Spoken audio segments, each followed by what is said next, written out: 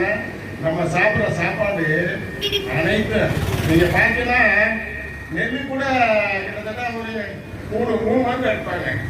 ஆனா காய்கறி பழங்கள் அதுக்கு பார்த்தீங்கன்னா வாரம் வெண்டைக்காய் நீங்க சாப்பிடுறீங்களா நல்லா சுவையா இருக்கு அப்படின்னு சொல்லி சாப்பிடுற வெண்டைக்காய், கத்திரிக்காய், சீனி வரைக்காய், இந்த கருவேப்பிலை எல்லாத்துலயும் மருந்து. கீரை பார்த்தீங்கன்னா பயங்கரமான மருந்து. வரவேற்கல நீங்க அந்த கீரை வரைய வராது. நீங்க என்ன நினைக்கிறீங்க?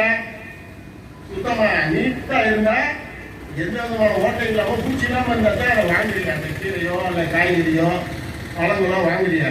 ஆனா நம்மளுக்கு அதுல மருந்து எடுத்தாதான் அது அந்த அளவுக்கு சுத்தமா வருது. நீங்க விரும்புற மாதிரி விவசாயி கொடுக்குறாங்க.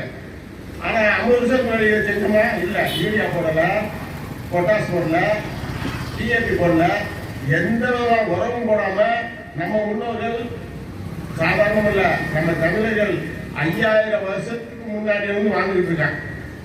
முழுமுதல் நம்ம உலகத்துல தோன்ற முதல் வந்து தமிழர்கள் மட்டும் தமிழருக்கு தான் முதல்ல தோணுனது அப்படின்ற மாதிரி ஒரு வரலாறு இருக்கு. ஆனா நம்ம இன்னைக்கு பாத்தீங்கன்னா இன்னைக்கு 5000 வருஷமா இயற்கையா சாப்பிட்டு வாழ்ந்து நல்லா நம்ம முன்னோர்கள். ஆனா இன்னைக்கு பாத்தீங்கன்னா நோய் நொடியோட வாழ்ந்துட்டு இருக்காங்க. நோயற்ற வாழ்வு குறைவற்ற செல்வம்னு இன்னைக்கு பாத்தீங்கன்னா அதான் உண்மை. எவ்வளவு செல்வம் இருக்கட்டும், ஆனா உங்களுக்கு நோய் வந்து பிரயோஜனமே இல்லை. அந்த செல்வம் ஒண்ணு இல்ல, ஒரு கோடி நீங்க வச்சிருங்க, ஒன்றும் பிரச்சனை இல்லை. ஒரு கிட்னி 2 கிட்னி ஃபெயிலியர் உடனே சொல்லுவேன், ஒரு 15 லட்சம் ஆகுங்க கிட்னி மாற்றிடலாம். 15 லட்சம் ஆகுனா 15 லட்சம் சொல்றது, ஆனா கிட்டத்தட்ட 30 லட்சம் ரூபாய் ஆயிரும். எங்க ஊர்ல ஒருத்தருக்கு 23 வயசுல 2 கிட்னி ஃபெயிலியர். அம்மா ஒரு கிட்னி, அப்பா ஒரு கிட்னி, 2 கொடுத்ததுனால இன்னைக்கு உயிரோட வாழ்ந்துட்டு இருக்காரு. காரணம் என்னன்னா நம்ம கெமிக்கலை சாப்பிட்டதுனால. அதுக்கு மாற்று இன்னைக்கு என்னன்னா நாம் தமிழர் கட்சி மட்டும்தான் அதுக்கு மாற்று. எந்த கட்சியாவது இயற்கை விவசாயத்தை பத்தியோ நம்ம முன்னோர்களை பத்தியோ பேசுறாங்களா? நம்ம இயற்கை வளங்களை பத்தி பேசுறாங்களா? மண்ணை கடத்துறா, மலையை கடத்துறா, நிறைய இயற்கை வளத்தை கூட கடத்துறேன்.